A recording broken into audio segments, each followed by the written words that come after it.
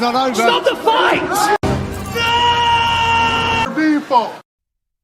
Everybody, I come here for everybody. Kill everybody. I'm the champ. I'm the king. Kill everybody. Ah! All right, guys. Broke Bets Lane back here with you. Also got my guy Carson with me. Yeah. Apologies for having the video a day late, but 2 of my bets got canceled. I wanted just to wait till weigh-ins, not have any more cancellations. And yeah, let's just get right into this. So, got quite a few bets here on the Allen vs. Craig card. A little bit sketchy, but we're gonna play to win. So, first bet, Mick Parkinson by KO or points.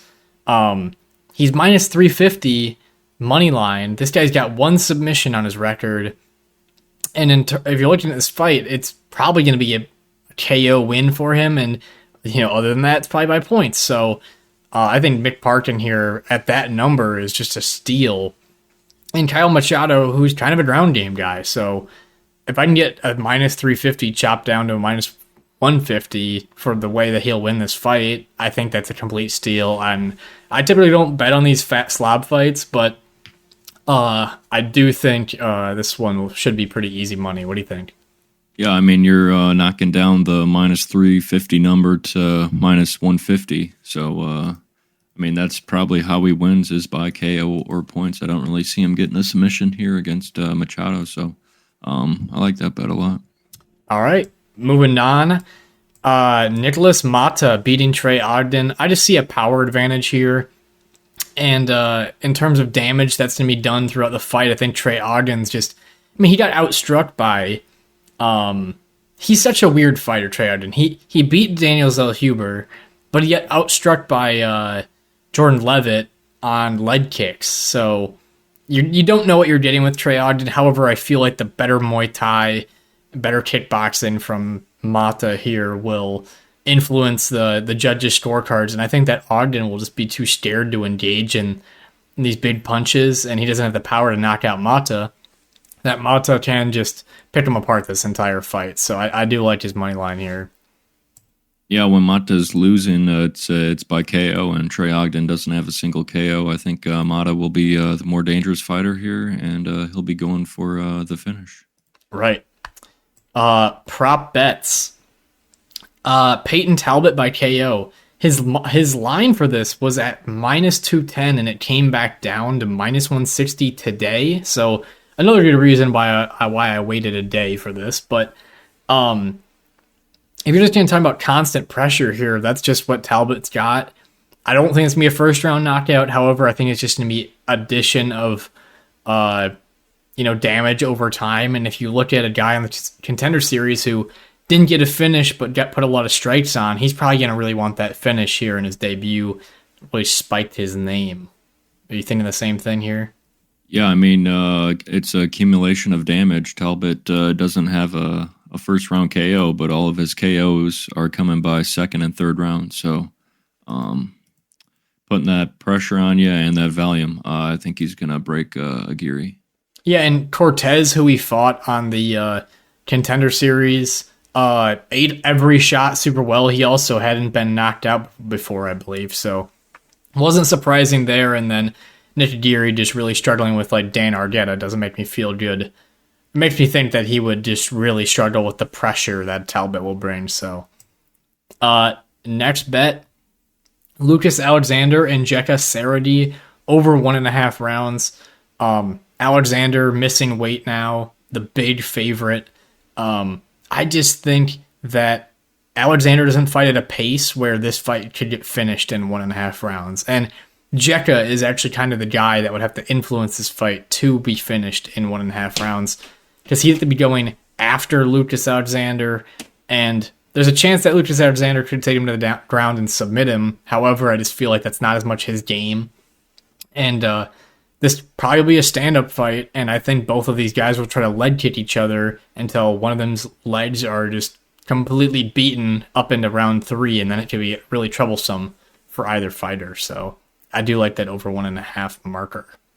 Yeah, Alexander's pretty patient. You see in his last fight against Steven Peterson. I mean, Steven Peterson was probably on one leg for,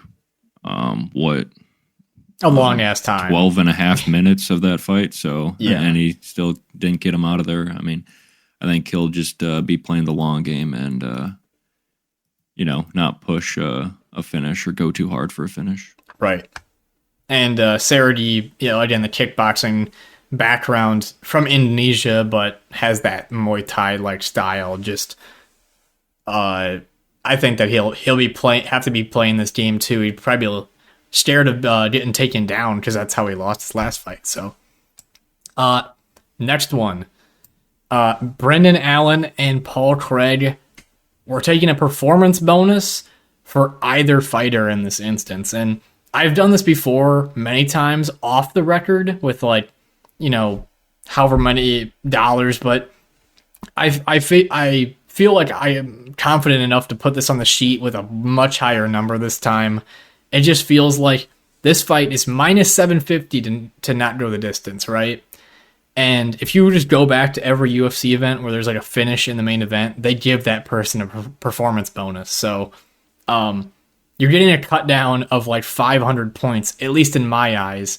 And the only way that these guys, if they get a finish, we'll just say, the only way they don't really get that bonus is if it was like a fluke finish or, an injury. Right. Right. So, even with the Alex Pereira one last weekend, like, there was a lot of debates on whether Jiri was out of the fight or not or whatever. Well, they still gave him a performance bonus. So, and then you looked at the names on this card, and they're more likely to give it to the bigger names at the end of the card, like Brendan Allen and Paul Craig. So, yeah. Yeah, I mean, you're exactly right. They tend to, if there's a finish in the main event, they'll pretty much guarantee a performance bonus for that person. So, and this over/under set at 1.5. So they're pretty much saying that this fight will be finished soon. So right. I like that bet.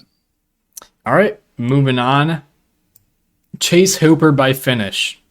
Now, and a lot of people are, I think, very polarized about both these fighters. Jordan Leavitt being the, twerking weirdo, but he's kind of funny in some ways. Sean Strickland gets to make fun of him. And then Chase Hooper being kind of like the little boy that eats M&Ms and, I don't know, isn't very coordinated on the feet. However, I don't think Jordan Leavitt really has the KO power to drop and stop like Chase Hooper in round one. And if you've seen Leavitt's fights, he slows down after round one, like significantly. And then you just go back and watch Chase Hooper's last fight against Nick Fiore.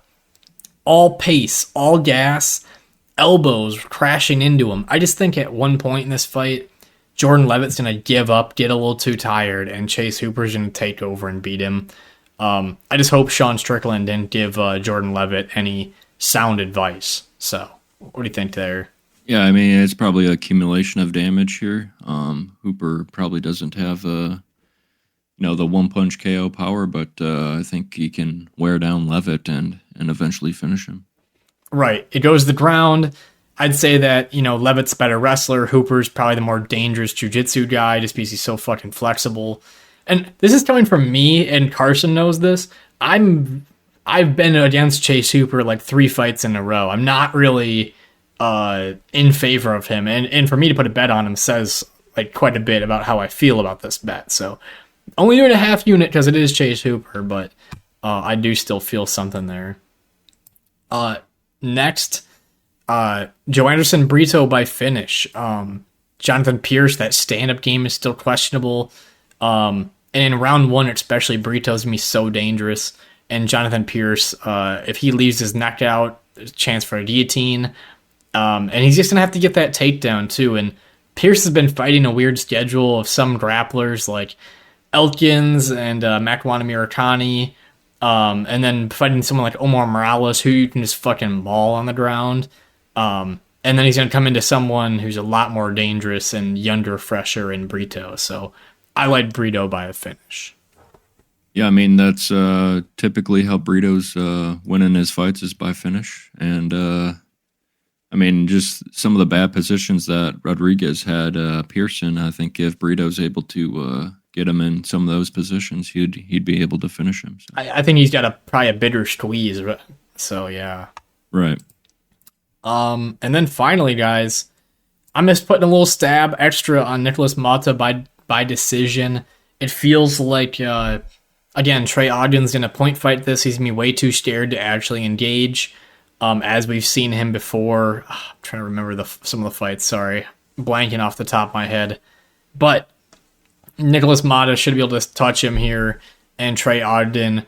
Oh, yeah, I'm just trying to think. Jordan Levitt. So when he's getting his leg kicked at range, how do you not engage with that? Like, if Nicholas Mata is standing across from him with super dangerous hands, he's not going to be in that range. So a little bit of a scare that Mata might get that KO, but I think we're going to get a little bit of bonus bucks on top of his money line. So any other things you were looking at on this card? Ogden's never been KO'd before either, so that is well, there you go. Something to point out for that decision prop for Mata. What other ones were you looking at on this card for bets? Not too much. I was looking I like Michael Morales and Christian Leroy Duncan parlaying that possibly, but the way parlays have been going, I don't know. Yeah, parlays have really been our downfall for the years. I'm trying to get away from them. Eros Medic and that new guy, I actually kind of like the over or that new guy in the fight. His grappling seems pretty good. I do feel scared, though, putting a bet on the over 1.5, just because Medic is just a finisher. Yeah, that should be a really good fight. That the new guy's coming in on short notice, and he fought like less than a month ago as well in LFA. So right, he did fight a trash can. The dude with the afro he knocked out, but still the skill set looks like it's there. So I think he's pretty good. But yeah, of course, stay tuned. Oh no, we had a week off after this. I don't even know what the fuck's gonna happen when we reach Christmas, and then the holiday season and have another month off. I don't know what the fuck's going to go on then, but we did it last year. I guess we'll do it again. Anything else you need to add? No, week off, and then what is that? December 2nd card, the Austin? Yes. Card? Yep. Looking forward to it. All right, guys. As always, let's win some bets and peace. Peace. I know. It doesn't matter from the trenches. I'm built like this. The old doubted me said I couldn't do it. The old said I couldn't do it. Look at me now. 11-0.